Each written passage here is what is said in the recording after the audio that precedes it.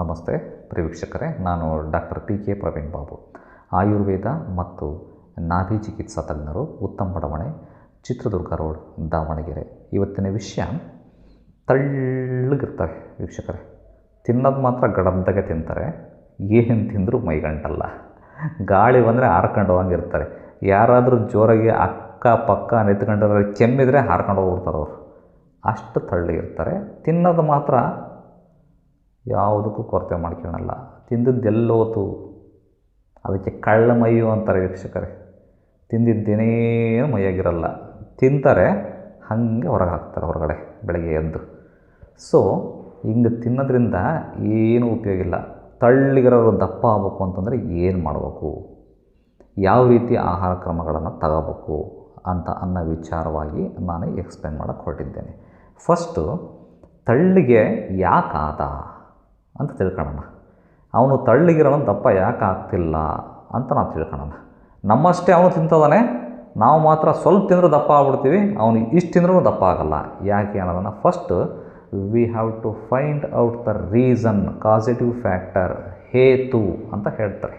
ನಮ್ಮ ಆಯುರ್ವೇದದಲ್ಲಿ ಹೇತು ಅಂತ ಹೇಳ್ತಾರೆ. ಅಂದರೆ ಕಾರಣವನ್ನು ತಿಳ್ಕೊಂಡು ಕಾರಣಕ್ಕೆ ಚಿಕಿತ್ಸೆಯನ್ನು ಕೊಟ್ಟಾಗ ಅದು ಶಾಶ್ವತವಾದ ಚಿಕಿತ್ಸೆಯಾಗಿ ಮಾರ್ಪಾಡು ಆಗುತ್ತದೆ.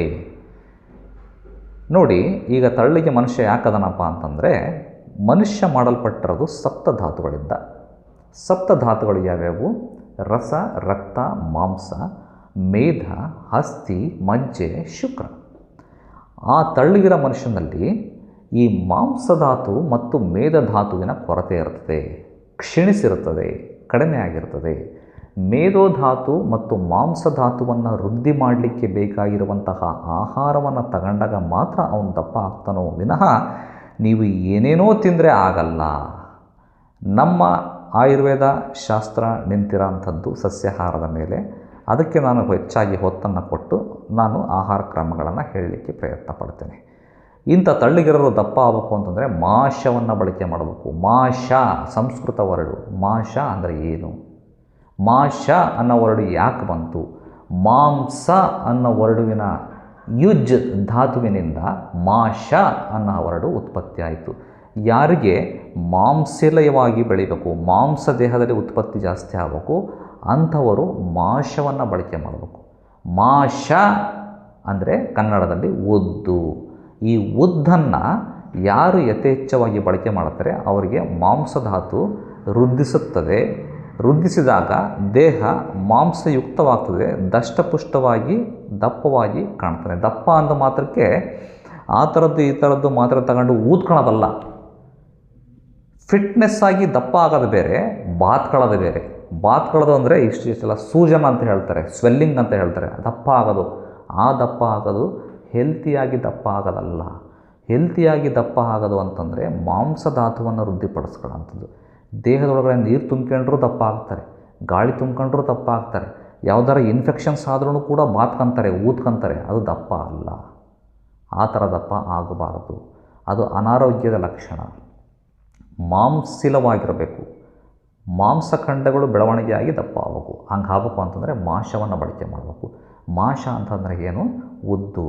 ಉದ್ದನ್ನು ರಾತ್ರಿ ನೆನೆಸಿ ಬೆಳಗ್ಗೆ ಹಸಿ ಉದ್ದನ್ನು ತಿನ್ನಬೇಕು. ಎಷ್ಟು? 1-2 ಟೀ ಸ್ಪೂನ್.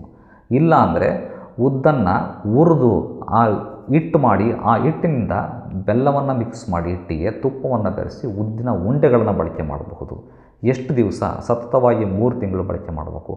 ದಿನ ಬೆಳಗ್ಗೆ ಸಾಯಂಕಾಲ ಖಾಲಿ ಹೊಟ್ಟೆನಲ್ಲಿ ಈ ಥರದ ಉಂಡೆಯನ್ನು ಬಳಕೆ ಮಾಡಿದರೆ ನಿಮ್ಮ ದೇಹದಲ್ಲಿ ಮಾಂಸಧಾತು ವೃದ್ಧಿಗೊಂಡು ಒಂದು ಮಸಲ್ ಮ್ಯಾನ್ ಅಂತ ಹೇಳ್ತಾರೆ, ಒಳ್ಳೆ ಕಟ್ಸ್, 6 ಪ್ಯಾಕು, ಡೆಲ್ಟಾಯ್ಡು, ಬೈಸಾಪ್ಸು ಇವೆಲ್ಲ ಡೆವಲಪ್ ಆಗ್ತವೆ. ಇದನ್ನೆಲ್ಲ ಮಾಡ್ಕೊಳ್ಳೋಕ್ಕೆ ನಮಗೆ ಟೈಮ್ ಇಲ್ಲ ಸರ್ ಅಂದರೆ ಹತ್ತಿರದ ಆಯುರ್ವೇದ ವೈದ್ಯರನ್ನು ಸಂಪರ್ಕ ಮಾಡಿರಿ. ಇದಕ್ಕೆ ಅಂತಹ ಭ್ರೂಮಣೀಯ ಔಷಧಿಗಳು ಅಂತ ಹೇಳ್ತಾರೆ, ಇದಕ್ಕೆ ಲಭ್ಯ. ಆಯುರ್ವೇದ ವೈದ್ಯರು ನಿಮ್ಮನ್ನು ನೋಡಿ ನಿಮ್ಮ ದೋಷಾನುಸಾರವಾಗಿ, ನಿಮ್ಮ ಪ್ರಕೃತಿ ಅನುಸಾರವಾಗಿ ತಯಾರು ಮಾಡಿಕೊಡ್ತಾರೆ. ಅವುಗಳನ್ನು ಬಳಕೆ ಮಾಡಿ ನೀವು ದಷ್ಟಪುಷ್ಟವಾಗಿ ಬೆಳೆಯಬಹುದು. ಮುಂದಿನ ಸಂಚಿಕೆಯಲ್ಲಿ ಮತ್ತೆ ಭೇಟಿಯಾಗೋಣ. ಧನ್ಯವಾದಗಳು.